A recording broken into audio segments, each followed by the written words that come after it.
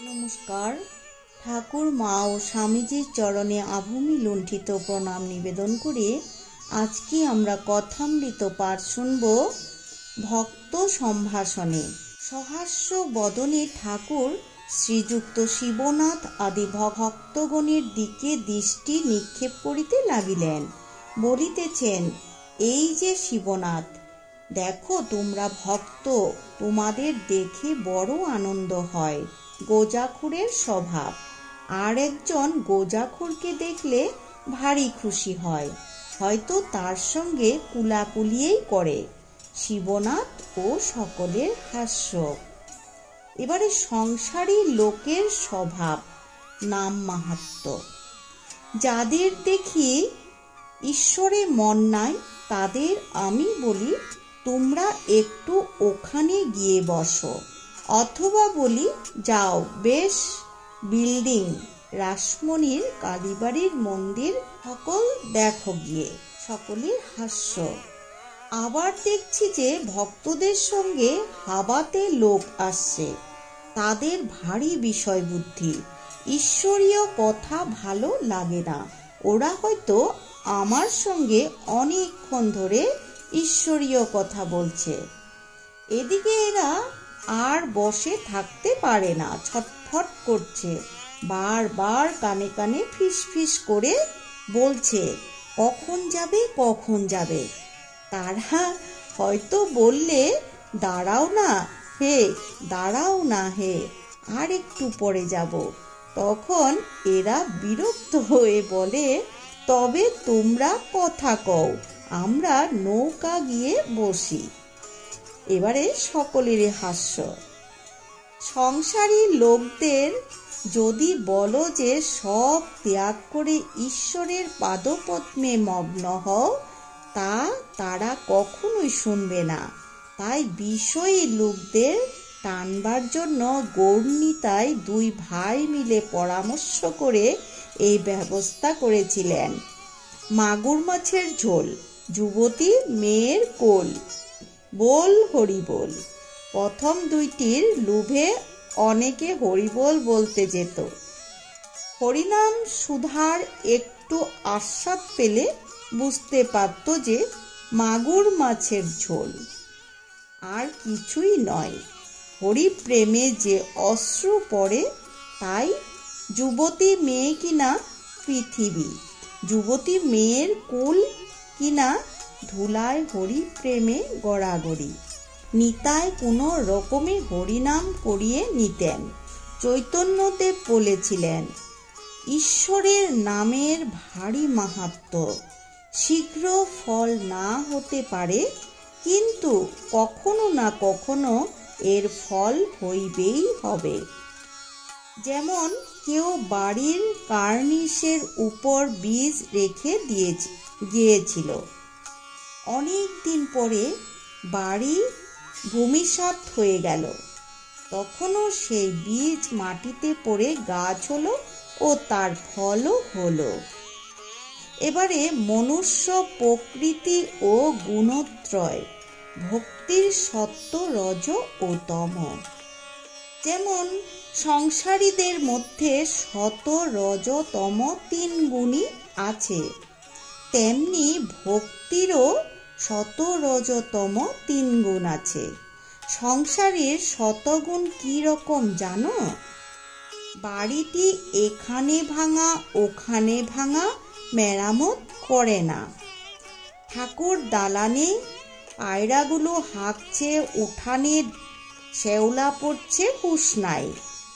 আসবাবগুলো পুরনো, ফিটফাট করবার চেষ্টা নাই। কাপড় যা তাই একখানা হলেই হলো। লোকটি খুব শান্ত, শিষ্ট, দয়ালু, অমায়িক, কারো কোনো অনিষ্ট করে না। এবারে সংসারের রজগুণের লক্ষণ আবার আছে।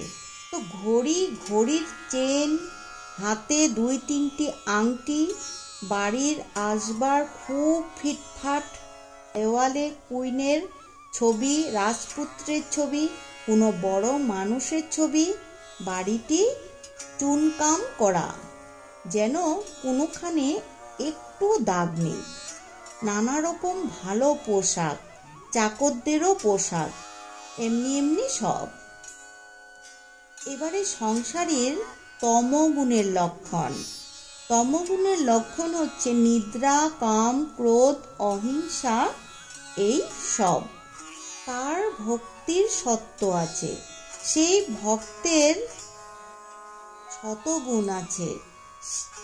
যেই ভক্তের শতগুণ আছে সেই ধ্যান করে অতি গোপনে। সে হয়তো মশারির ভিতর ধ্যান করে, সবাই জানছে ইনি শুয়ে আছেন, বুঝি রাত্রে ঘুম হয় নাই, তাই উঠতে দেরি হচ্ছে। এদিকে শরীরের উপর আদর কেবল পেট চলা পর্যন্ত। সাকান্ন পেলেই হলো, খাবার ঘটা নাই, পোশাকের আড়ম্বর নাই, বাড়ির আশপাশে জাঁকজমক নাই। আর শতগুণী ভক্ত কখনো তুষামুত করে ধন লয় না। ভক্তির রজ থাকলে সেই ভক্তের হয়তো তিলক আছে, রুদ্রাক্ষের মালা আছে, সেই মালার মধ্যে মধ্যে আবার একটি সোনার দানা। সকলের হাস্য। যখন পূজা করে গরদের কাপড় পরে পূজা করে। ঠাকুর বলছেন ভক্তির তম যার হয় তার বিশ্বাস জ্বলন্ত।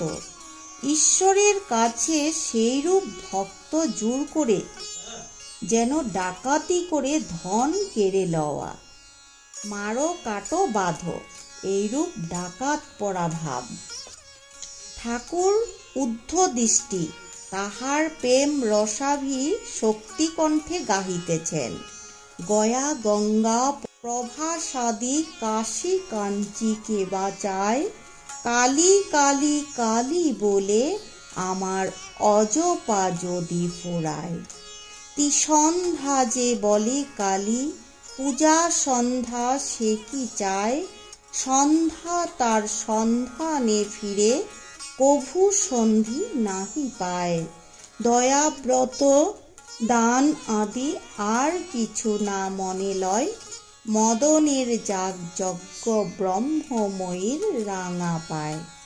কালী নামের এত গুণ কেবা জানতে পারে তাই, দেবাদিদেব মহাদেব যার পঞ্চমুখে গুণ গায়। ঠাকুর ভাবোন্মত্ত, যেন অগ্নি মন্ত্রে দীক্ষিত হইয়া গাহিতেছেন। তো আজকের মতো আমরা কথামৃত পাঠ এই পর্যন্তই শ্রবণ করলাম। পরবর্তীতে আবার আমরা কথামৃত পাঠ শুনব। তো সকলে ভালো থাকবেন, সুস্থ থাকবেন। ঠাকুরের কাছে আমাদের সকলের জন্য এই প্রার্থনা, সবাই যেন আমরা ঠাকুরের শ্রীচরণের পাদপদ্মে, ঠাকুরের পাদপদ্মে আমরা ঠাঁই পাই, এই কামনা করে আজকের মতো এই পর্যন্ত। জয় কথামৃতের জয়।